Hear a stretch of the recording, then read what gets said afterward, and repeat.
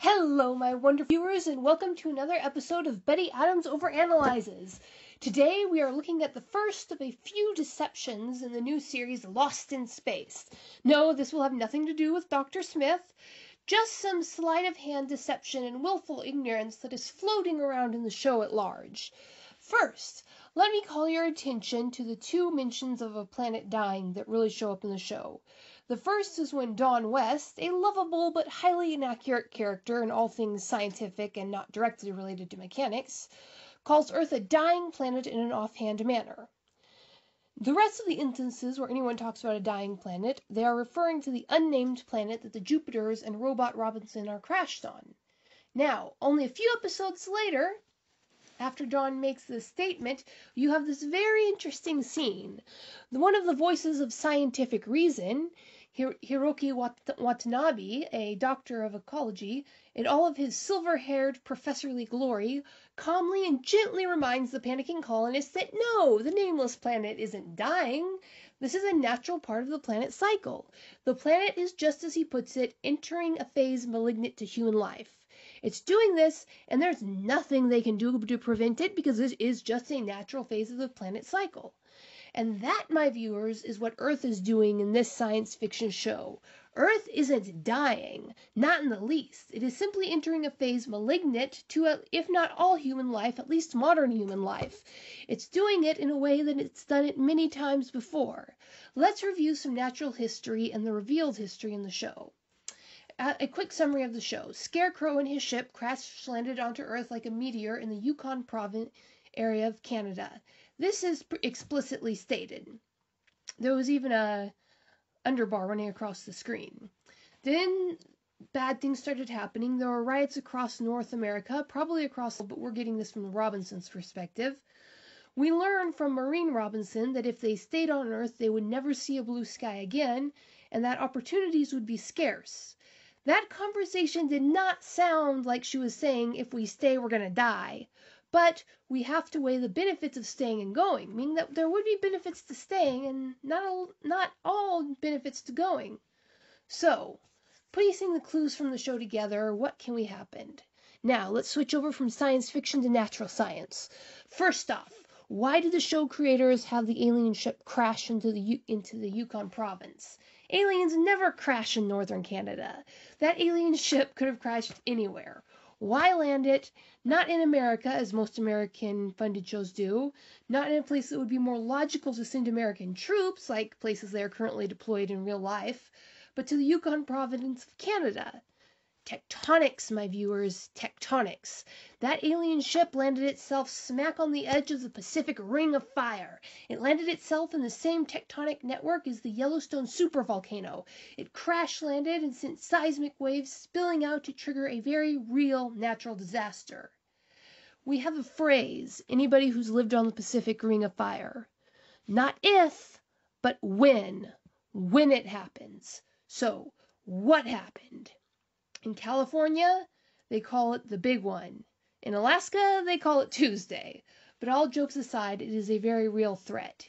Yellowstone's Old Faithful is sitting atop a pressurized magma dome that is just waiting for a reason to send us into an ice age. Mount Rainier in Washington State is a 1 in 4,000 volcano. That means that there is a 1 in 4,000 chance that it will blow its top this year. Now, whether a single ship experiencing a meteoric impact would trigger both or either of these is up for debate, depending on the composition of the ship and the speed and angle it impacted Earth at. But for now, we can assume it did because something clearly horrible did happen. The show's creator clearly based the visual and reported damages of the crash off the infamous, please forgive my pronunciation, Tunguska event in 1908, when a large meteor crashed into the distant Taiga forest in Russia.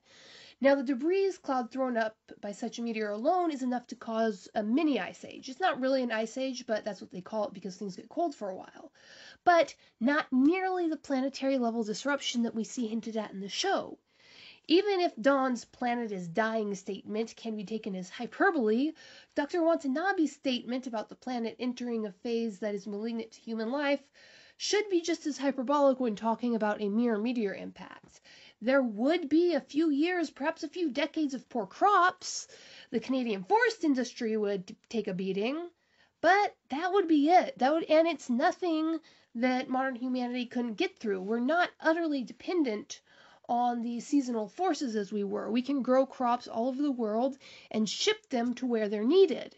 Life would be more expensive for a while, but people are used to ups and downs in that way. The economies would shift around a bit. We'd manage. So what happened? See, you have to have a situation where you can't grow the food and you can't transport the food. And that would require a much greater force.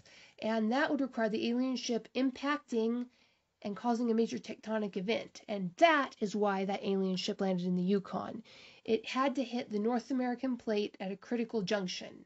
When the meteor struck in the far north of Russia, the earth shook. They heard it countries away, continents away. But the tectonic plate there is massive and solid. None of the plates actually shifted. If the Christmas star disrupted the fragile balance of the Pacific Ring of Fire, if it shook Yellowstone, yes, then the Earth would enter a phase malignant to human life as we know it.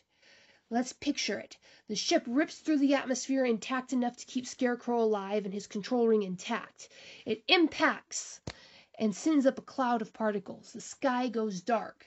But below the ground, the force travels through the bedrock of the North American tectonic plate. It doesn't have to travel far before it hits the edge of the plate, and one by one the great northern volcanoes begin to erupt even as the fault line slips.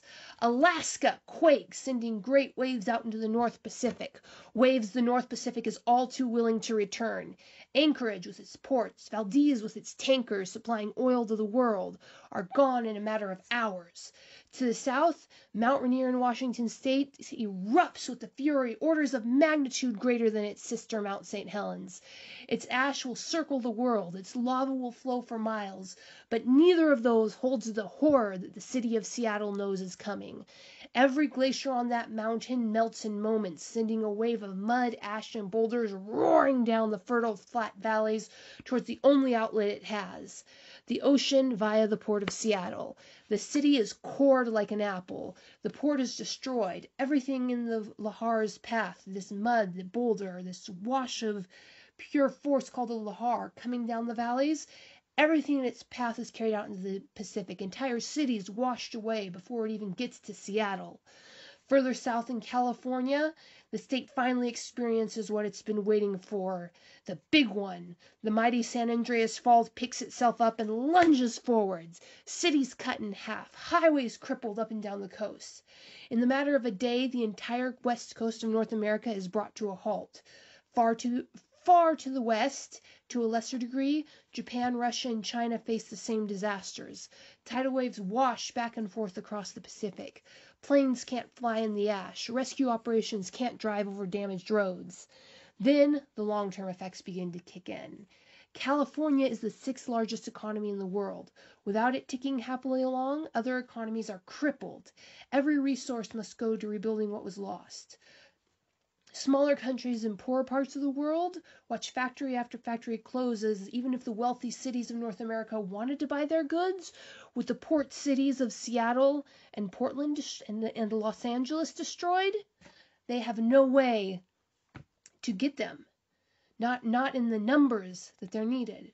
Food prices skyrocket as plants just won't grow under the ash-filled skies. Fuel prices skyrocket as every gallon becomes more of fossil fuels becomes more difficult to transport, and all of that effort put into developing solar power is rendered useless. All of those solar panels, all of the solar farms, so much waste material because the solar power simply cannot get through the atmosphere. Fuel, as pricey as it is, has never been needed more, as the ash causes a winter, and the cold lingers into spring and into summer, and the cold reaches further south into communities that have never had to deal with that level of cold. Buildings that were never intended to insulate against cold, rather intended to insulate against heat.